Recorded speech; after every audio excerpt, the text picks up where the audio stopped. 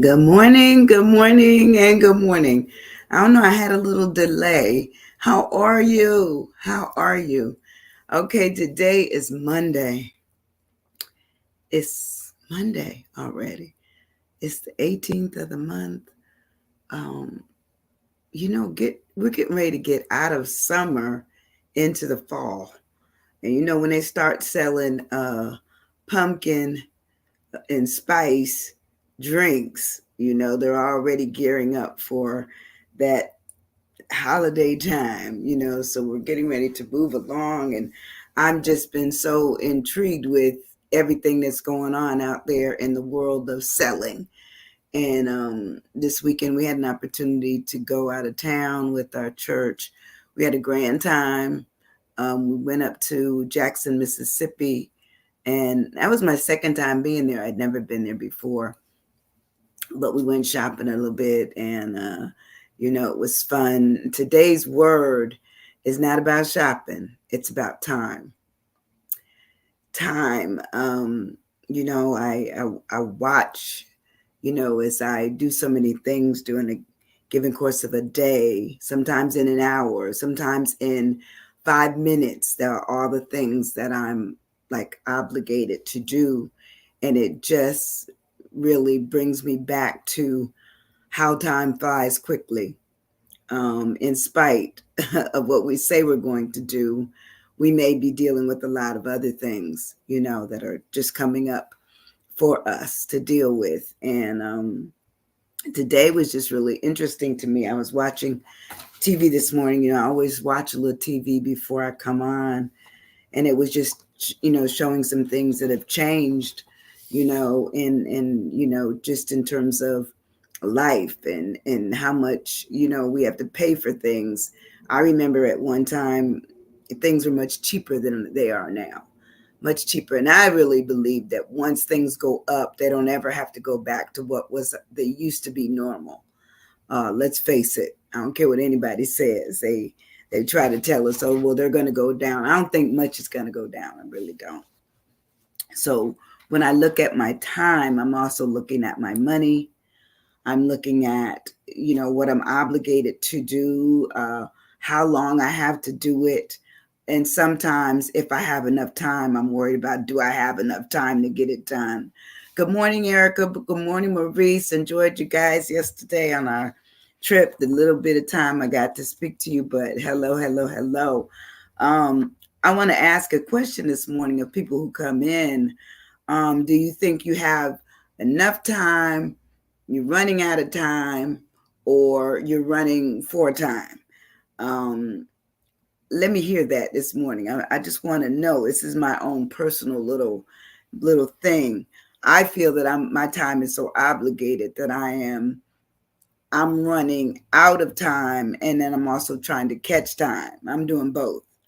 Running out of time means that for me personally, I feel I have too much to do and not enough time to do it in. So therefore, I'm running for my time. I don't know if I'll ever catch up. I don't believe that for me, there will never be a catch up. When I leave here, I believe they will say she left work undone. That's because I always have a lot of work. For some people, they may not. They may not. They may have a limited amount of things that they're obligated to do.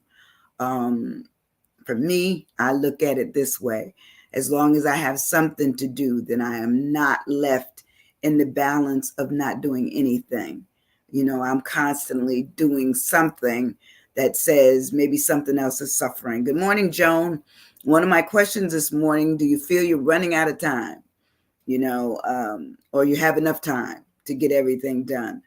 Um, Interesting for me. I just feel that way. Um, Planning for time, okay. Performing before time is up.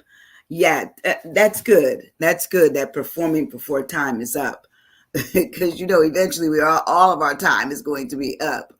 But I agree with that. And it's a matter of expression. I feel that for me, I know my time is my time, but I know I give a lot of time away. So sometimes I make every attempt to find time where I'm not doing anything for anybody else but myself, meaning I'm relaxing a minute and, taking in an opportunity to just breathe in, breathe out, and feel it with no TV, no nothing, just me. Almost like meditation, but not quite. I don't get in that trance kind of thing, but just taking in all, because sometimes we're so busy running in our time that we forget that we need to just relax a minute, do nothing. What's it say? Be still and know that I am God. Sometimes we don't give ourselves that. We really, really don't. So when I look at this word time, I found a real quick thing that talks about time's paces. It says, when as a child, it doesn't have an author, but it says, when as a child, I laughed and wept, time crept. When as a youth, I waxed more bold, time strolled. When I became a full-grown man, time ran. When older still I daily grew, time flew. Soon I shall find in passing on, time gone. O Christ, I wilt thou have saved me then? Amen.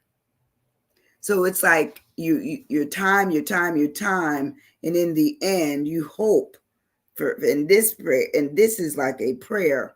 I'm hoping that everything that I attempted to do in my time met what is needed to be done in his time. That's what I got out of that poem. It's real short, but it really says how we weep and it creeps. That's time. How it's bold and it's strolled. That's time. How it's grown. How as we're grown, it says the man says time ran. It says, and then as we grew, time flew. And it says, when time is gone, we all will pass on. That's good stuff. You can't do anything with that. But good morning, crew. How are you? Good to see you in the space. Good to see you in the space. It says, we won't spell time without me. That's right. Now, that's true because time marks who you are. Time marks who you are. My time will mark who I am. Someone else's time will mark who they are. Time. It's time is personal. I think we give a lot of it away, but it's our personal time that we give away sometimes. We don't realize that. We just give. So time. So it says, what is time? Time is a period in which we expand on, doing the things that we choose to do. It could be our time to run, our time to sit, our time to lay down, our time to think, our time to love, our time to share, our time to be, available to others. It's time. It is what we do with it that makes it important. Hi, I made it on time. Yes, you did. Well, almost. Hello. Hello, Debbie. You almost made it on time, but time is it. We appreciate it. We appreciate it. Spend your time wisely. That's a good quote, because I think a lot of us have wasted time. Have you ever gone through a day and wonder what you did in it, and everything had to do with, almost circling around and around and around? Well, the ones that go around and around and around never get out of there to go straight. They just continue going around and around and around. I told somebody the other day that I got on one time I drove through Atlanta, and I had gotten on the I guess it's the 295. I don't know what it is. But anyway, it's that road that circles around the city of Atlanta. And I had been on it probably a good hour, and I called my auntie and I said, Auntie, I don't know how to get off this. And so I say, because here comes the city skyscraper again. And I said, I was supposed to be getting off on Campbellton Road. And she says, just get off anywhere. We'll send somebody for you. Okay. Sometimes we need help. We need somebody to come get us and let us know that we are stuck in our time, because we give it away. We don't have any time for ourselves. Good morning, Lisa. How are you doing? We don't. So when we move on in the word, and I'll ask you this morning, which is what I've asked everybody, are you stuck in terms of your time? Do you give too much away? Do you sleep it away? Do you work too hard and therefore you never have time to just enjoy yourself? Lisa said yes. Sometimes that's how it is. I think a lot of us live our lives, running after time, running after it. We realize that we can't make it up, but we're still running. We can't make up what time is behind us is behind us. So we have to deal with the time ahead of us. We plan for, like what Marie said, we have to plan for what's next. What is next? So anyway, when we moved into the word of time, I started off with the T. The T for me is our talent. What do we do? It's almost like it's a management of what it is that may becomes natural to us. It says, I give a lot of time away, okay, trying to help. Me too. And take care of others, and I don't take time for me. So this is a discussion that I wanted to really get out there. How do we get back to taking some time back for ourselves? How do we do it? Because I struggle with it too, Lisa. No lie, I struggle. In fact, most people don't believe that I sleep, or I lay down. They don't believe that I ever rest at all. In fact, anytime they give me a word of advice, they say, girl, you need to, even for my birthday, my good girlfriend, Anita, gave me some flowers. And she said, I want you to have these flowers now because you never rest. You always do stuff for other people. But I want to give you your flowers now to let you know how much you're cared about and loved. And I appreciated that. But I understand what she said because I have a tendency to give a lot of my time away, just like you, Lisa. Let me put on my glasses. Let me see. Okay, Marie says, I'm reclaiming my time. All right, I want everybody to reclaim a little more time for themselves. Even if you can only get on an hour a day, get an hour a day in, where nobody bothers you. I seem to never have time for myself, and almost always no time consideration is reciprocated. Come on now, you better, girl, that's a good word right there. Because it's true.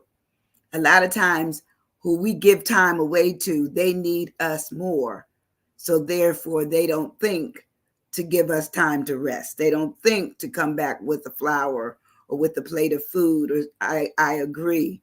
Amen. Somebody always said amen. Tedious. That's good, Debbie. That's good. Because our time, when we give it away, we find that we're the ones that's filled our lives with tedious requirements, little. Hey, can you get me this? Hey, I need you over here. Hey, and we answer the call. We run all day long. How many of you get in bed at night and you know that you are beyond tired, so you don't rest well? Sometimes I do. I did, I'm thinking now that I didn't get out I'm like one of the backups to try to help get the Rotary pictures up, and I try to write the article and then I send them to somebody and they put them online. Well, I was just so busy and then going out of town for the weekend, I didn't get to do them. Well, I'm going to put a note on them, late but still good. I just want to get them out there, but that's today. And then I have board meeting tonight. I had a retreat on Saturday that I had to prepare for, even though I wasn't in attendance. So once again, time. Okay, tolerance. Yes, Joan, tolerance. How do we tolerate ourselves? Because we don't give ourselves enough time to really enjoy. Transparent. Wow. How do you be transparent in dealing with time and other people who expect more of you? Big question. That's me. I'm with Lisa. That's me. Erica, tired. Okay. Sometimes we are just absolutely tired. We are tired. And we don't know how to tell other people to back up. We don't. Why? Because we have a willing heart. We have a willing heart. We have a willing mind. but sometimes our bodies are tired and we need to pull back. Very, very good. Well, I put down talent because for me, to be able to do all that we do, there's some talent with that. I don't care who you are. Thankful. I love that because we need to be thankful. When I was young, an old lady told me, don't wear out, rust out. Oh, okay, y'all write that down. Don't wear out, rust out. Debbie, send me that. Send me that in the text. I have to remember that. Don't wear out, rust out. That's good stuff. Because rusting just means that after a while, you stayed around long enough that, you know, what used to be really vibrant becomes a lot less, you know, useful. But you still around. You see the remnants of things that have been around a long time. They rusted out. They lasted a long time. For me, I said our talent that we naturally have as our skills is the fact that we know how to maneuver. It says we have a particular knack and a technique for how we deal with people. So it's expected of us. We perform so well, they want our performances to continue. Plain and simple. Just stealing little words from what Maurice said. They want us to continue doing the niceties that we've always done. And you know, people will let you know when you've fallen down on being nice, when you're not available, when you got busy and turned a little bit towards someone else who might need your help. They don't like that. So the knack and the technique, it says, that we have with this talent of what I would say serving others. It says it's an ability that is innate. It's within us. We know how to do it. We know. It says it is our capacity. So we fill up with what we already had on our list. And then we'll go out, here's something here, deal with it here, and next thing we're dealing with it here. Okay, we're out actually serving with our hands and then the rest of our bodies because we believe in what we need to do. So it says also we become experts at losing our time. It says we become experts. We get a particular expertise just because we know how to maneuver our lives around everyone else that needs us. So there it is. So our time is gone because we love, we care, we want to assist, and they're going to take it. It says when we have this talent of helping others, we also have built strength within ourselves. But when we start to break down, Erica, who comes? Who comes? Sometimes we're there with the sniffles, eating chicken soup, and we're going to have to get up and make it to the kitchen with the tissue and just washing our hands and then stirring up that soup to make sure we have something to eat because no one knows. People expect you to be strong because that's what we presented to them. They don't ever expect you to need because they need you to continue realizing the needs they have for what you will do for them. It is what it is. It says it's also how we get a rise. That's our forte. We get some special excitement when we're helping others. So therefore, when help doesn't come for us, we also have some special sadness. Even if we don't tell you, we may feel it, because this is internal. This is a thing that you can feel. It says it's skills that we are able to give away easily just because it's within our time and we give it away.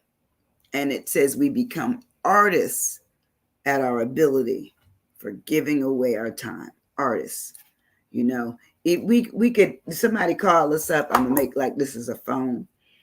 Wait a minute. Somebody call us up. Hey, Sandy, Doc. Hey, would you come over and help me do so and so and so? And you said, well, I have a meeting at but I really, okay, I'll make it over in between. We do it. We will change what's already on our schedule just because we get the call, we receive it, we hear it, we acknowledge it, and we go. And you know what? We also feel good about the fact that we will change it, but then we may be too tired at night to even rest well. We may be behind in what it is that we had to do, okay, what was already on our plate to do, okay?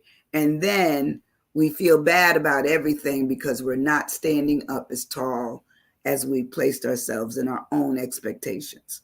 Because let's face it, many of us through our time here have really a legacy as being helpers, and helpers don't need help. They help. They help. They help. So when I move on to my word of time, I have idealism for my eye. It says the cherishing or the pursuit of high and noble principles, purpose, goals, and etc. So we look out and we see all of this thing. Everyone needs us. We're needed everywhere. And so guess what we try to do? Serve everywhere. Nobleness. We serve.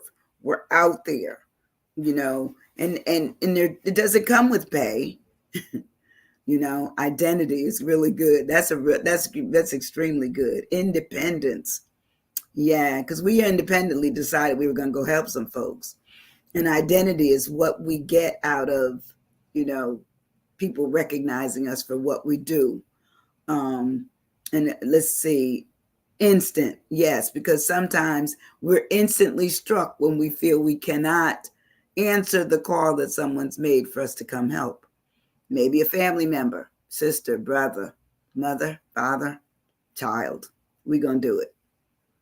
We're going to do it. We'll never put ourselves, or rarely do we put ourselves before anyone that we love. Rarely.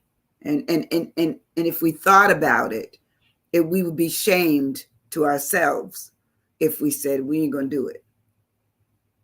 Because society and then our own thinking has really convinced us that we shouldn't move left and right. We should stay centered. And centered would say, I'm always going to go help the person that's in need. And this is terrible because every time I go by the homeless, I get something, I can't help all the homeless out there. I used to try to, but I cannot do it, and I finally had to tell myself, you cannot do it. You cannot stop every time you see one, every time you see somebody that's out there. You can't, You said that's how I feel. I feel guilt when I don't help someone. Right. And I believe part of that is our upbringing. The other part is our psyche of just feeling that we are people that help. The other thing is that we it's our overall just concern for the world. But it chews up our time. If every time we stop at a corner, at a light and someone's there with a handout, and we feel we have to be there. Irrelevant. Wow. We may feel, girl, you better say it. Because sometimes we may feel irrelevant if we didn't help. We want to be a part of the number, a part of the accolades, even if there's really no accolades per se, we want to say that we've done something. And I know I do that a lot. I have been there, done it, answered the call for anybody that's been out there. But I just recently stopped feeling compelled to stop at every corner, And sometimes I've had, food and dishes that I wanted to give, but I dare not, so I don't even bother with that. Irrelevant because I don't mind helping out when needed. I understood. Yeah, I understood what you meant. Mm-hmm. Irrelevant and that's how we feel. Yeah, because we feel irrelevant. Absolutely. Absolutely. Idealism, which is what I put, that says that we have built up these principles in ourselves. We have purpose and we have goals. And sometimes, even though the purpose, the goals, and the principles may interfere with us doing something, we still will let it and other things eat at our time, because idealistically, we're here to help. We are servants. And so it says that we basically, it's basically when we practice or forming the ideals of others, not that they were built into us, but the idea itself of helping is in us. And so then we will help. Irrational. Some people seem to have more time than others. Come on now, because the person. There's a. I don't know if you've seen these people, but there's a place down on Pace Boulevard. There are probably other places too, because I've also seen them in Cantonment, where people gather. They just gather. They just sit all day long. Almost like a sewing circle, or a book, book readers, or they just have conversations all day long. Some may be drinking, some may just be smoking, and some are just just passing time. And I always think about that. I always said to myself every time I pass them, could that ever be me? And I would say only when my physical ability has gone, and my mental ability has definitely shifted. Okay. Because to me, to have idle conversation all day long is not my way of dealing. I like to laugh a little bit, but I love to read. I love to write. I love to get into conversations like we're doing here. So that couldn't be me. But I don't know if you've seen these groups. It's all day long, and they're out there early in the morning and late in the evening. But none with Lisa, not me. It's just not me. But these groups also, when you're dealing, let me go back, when you're dealing with idealism, it also talks about it. We romanticize about the fact that we're almost like knight in shining armors, of helping people. We're the Robin Hoods of the modern day age, where we're going to help everybody we see, or we help all those that are so close to us. And let me tell you, a giving heart is a visible heart. I ain't gonna lie. A giving heart is visible. People see it. They see it in your smile. They see it in the way that you talk to people. They see it in a way of something that you've given others. They see it. You don't even have to worry. Not at all. It is visible to others. They see you. We think we're hiding behind. We go to give somebody something. It is still visible, because now they know that you have a giving heart, and they may be more willing to show the fact that they need all that you're giving plus some more. Plain and simple. Yes, I've seen them. Okay, I know. And anyway, it says, so we have this tendency when when we have this idealism, is that we romanticize, we fantasize, and we daydream just about the fact that we do a lot of things for other people. So we get a charge out of it. That's like plain and simple. We get a charge. We're okay. The fact that we were helping. Now my M for my time, let me see what your M is. My M is that we maneuver. We will come up. We will come up with like 50 things to do in the course of 90 minutes. We would just have all these things that we're going to get done. And sometimes we get them done. A lot of times we'll meet the mark. Got to go to bank, got to go to post office, have to go. We get it all done. And I only got 2 hours to do it. And then I have to come back and do a Zoom. And then I have to go downtown to a meeting. And we get it done. So maintain. That's good, Debbie. And magnitude. Oh, that's really good too. You think about the magnitude of all the things that we have to do. It's just huge. But guess what? We'll try to answer the call anyway. And it's our time, because we don't realize that our time is important too. But because we give it away to others, we forget.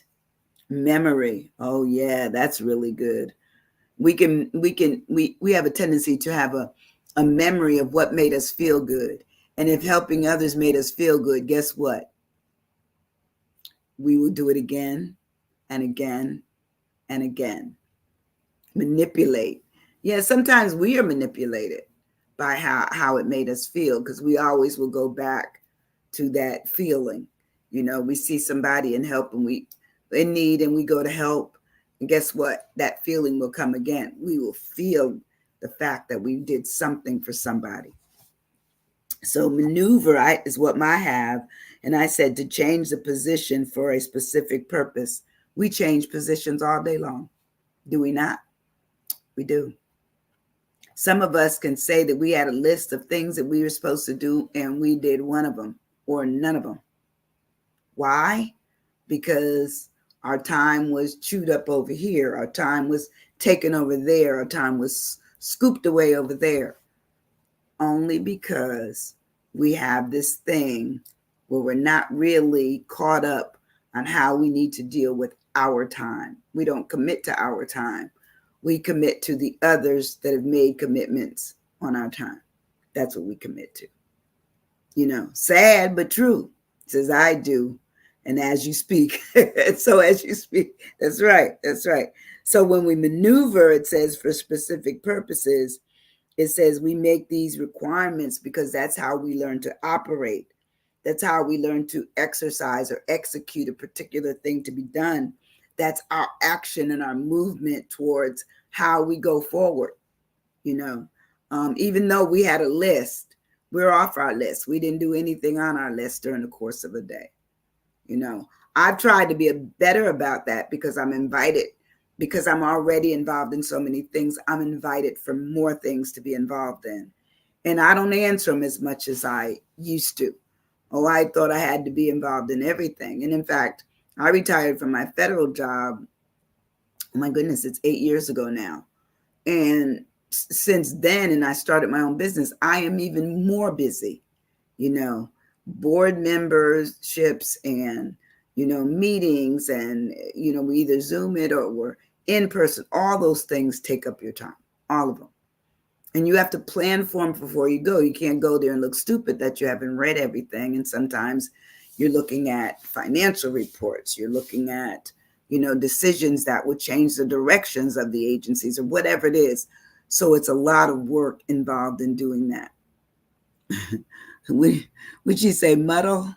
Yeah, I'll muddle through. I like that. I like that, Debbie. That you always come up with such cute words that mean a lot. I'll make it through, basically, which she has. Manage. Yes, we do need to manage, manipulate, manage, moderate, moderate. We need to look at all of that. I always think about their story when I encounter a homeless person. We all have one. Absolutely. We all have a story. And even though we're not homeless, we get caught up in the things that affect us emotionally. Let's face it, we are emotional people. So we're going to say, they really needed help. They're out on the street and they're doing this and that. It always reminds me of a story that was done years ago on one of the evening special newscasts that they had on. And they were talking about a homeless man that every day he gave the appearance of being homeless. And they said that he had built a special, it was like a special trolley wagon that he would get in, and it didn't bother his legs, but he could sit in there all day long as if he could not walk. And, somehow or another people would pull him around or whatever. And finally they decided to follow his life. And so they followed him, and they didn't let him know that they were following him at first. They didn't let him know. And they followed him to like a high-rise building in Midtown Manhattan. Well, anything Manhattan, even if it's probably a dive, it basically is expensive, period. And he, goes to his garage. He puts the little wagon in there. He walking all around. They're just filming him. And but he was basically a person that made millions of dollars panhandling, just acting like he didn't have anything. I don't know if he ever wrote a story, but to me, that would be a story. Why rip the people off? That's because a lot of times they know if you have that heart that's visible to them, that they see it. And therefore, you're going to be the one that, as you pass them by, you're going to put a $10 bill in there, a $5 bill, a $20 bill, so, you just think that they didn't work for it as in physical or, I would say intellectual working. It was simply that they were there and we bought into what we see visually. So that's how we sometimes change what we're doing in a course of a day, because someone has gotten our attention. Someone has gotten us where we turn from what we were doing to something else. And next thing you know, we're off. We're off and running. We're ready to do it. So it also says with this maneuvering, we will do new movements that weren't there before. It says, I saw the most honest panhandler clown here. It says, and his sign said, need money for weed. I couldn't believe my eyes. Well, there's one here that writes that he's down on Fairfield Drive. And it says, I ain't gonna lie, I want to drink. That's what it says. I'm gonna buy wine. I ain't gonna lie, I want to drink. I want to buy wine. He's down. So they're there. They will speak their truths. They realize that people think that they're throwing their money away, but they want to let them know. Honestly, I'm gonna tell you where I'm at. This is what I need. I need some wine, or I need some weed, or whatever else it is, and that's it. So and that becomes, that time that we stop to do that also becomes financially attached, because we've also added money to it. It wasn't just that we offered to help, it's also that we're offering to help with money. Maybe there's other ways, but they try to tell you don't give them any money. But a lot of times people do. I mean, I watch them all the time. They'll roll down their windows at those, the lights, and they go up, they walk all the way out there. And in fact, 2 weeks ago, the guy that I did give a couple of dollars to, he could barely make it to my car. I mean, it took him a minute. I said, well, I'm going to have to go when the light comes.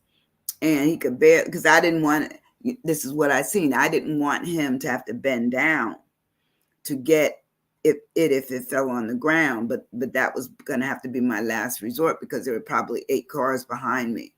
I went back that same way 2 days later, going back to the church, and he was up on his feet walking around. So sometimes we have to watch even what we're seeing to know, is that the way that we want to not only waste our time, but in this instance, our money. He was walking. I'm like, wow. But anyway, my last E in time is I put expedition, which is a journey. I feel that we have a tendency in our time to go off course. We explore during the courses of our days, our weeks, our months, our years. We can go back. And I do my thing in pictures. So if you ever look at my camera, you can see, I'll let you know if there's a day I was near the beach, or it's a day I was, in church, or a day I was on the bus, or a day I was flying, or whatever. Wherever I'm at, that's my timeline. But it says, I wrote expedition because I believe that every day we are pulled away from what we attempted to do for that day. Most of us get up with an idea of what we're going to do. Most of us. Let's see. Emphasis. Emphasize. Emphasis. Emotional. Eager. Yes. All of those. Great, great words. All of those. Because we're eager to help. It's an emotional attachment. The emphasis is that we see what we need to see, so we want to address what we see. And then, emphasize. It is what it is. We just realize that sometimes. I knew that. I knew that, Maurice. And endeavor, yes. What is our endeavor when we're looking at what we see, and we go after it anyway. We go after what becomes an emotional attachment. We're going to help.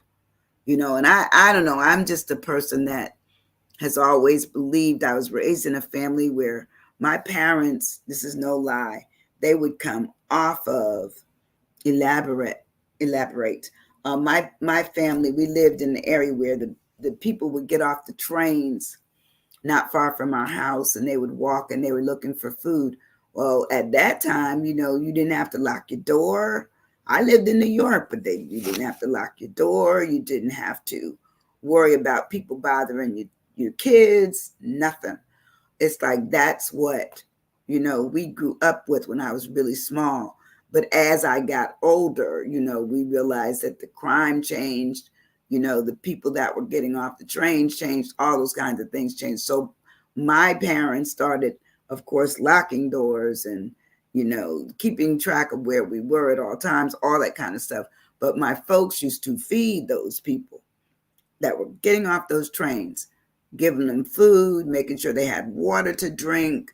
My mother would always say, "Are you hungry? Is there something that you need?" And they would give them tissues. And they sometimes go right on back up it towards where they were headed. Unbelievable, unbelievable how time has changed the way we live. We went from being helping and had time, because my mother and them always seemed like they had more time than what we have. But I guess in her day, she probably didn't feel she had as much time. Um, but I think for us, that's why that was my question. Do you think you're running out of time, or that you have enough time? Did everybody answer that? You think you have enough time, or you're running out of time?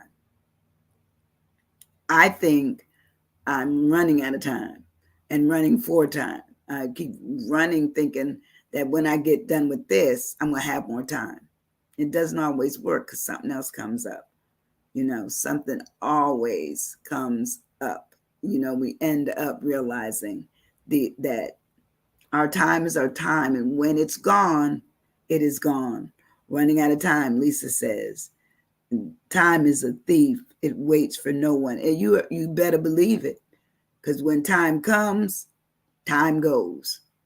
You know, like what's her name always says, "I'm so glad to have this time together." I used to sing that. I sing it on the end. And what used to crack me up is that she'd always do her ear, Carol Burnett.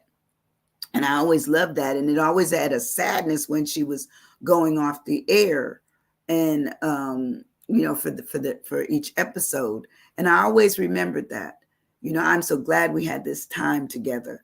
Well, I'm always like that anyway. I'm always glad that you all were certainly given to us. I always say I am on God's time. And I am. I say that too. But I also say human time be wearing me out. It absolutely wears me out. But in the front of this, I had you can't really see it. I had the road not taken, and sometimes if we get on a road that takes us away from to a time that doesn't allow us to get everything we had scheduled to get done in the time period, we need to just say, you know what, I'm not going on that road today. I'm staying right where I am. But a lot of us don't do it. We'll move easily. Now today I have a lot on my schedule.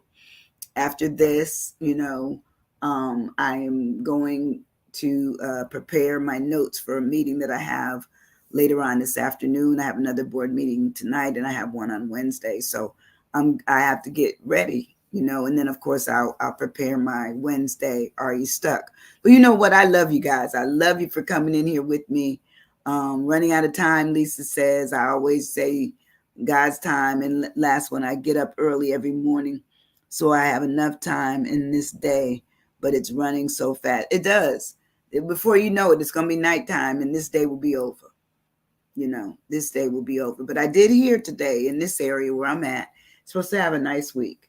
So it's supposed to be nice weather. Okay. So no rain or limited rain, but you enjoy your time today. Find an hour for yourself, 1 hour for yourself. Let it be that you sleep, maybe listen to some music, but you do nothing for no one else. And then box it off. Box it off. Nobody else. Nobody else. Just you. Okay. I love you guys. I appreciate it. If you don't do anything else, hit that like, love, and share, especially that share button. I am getting a lot of visibility, so I appreciate it. A lot of people watch later on because I know I'm on at the 9 o'clock hour.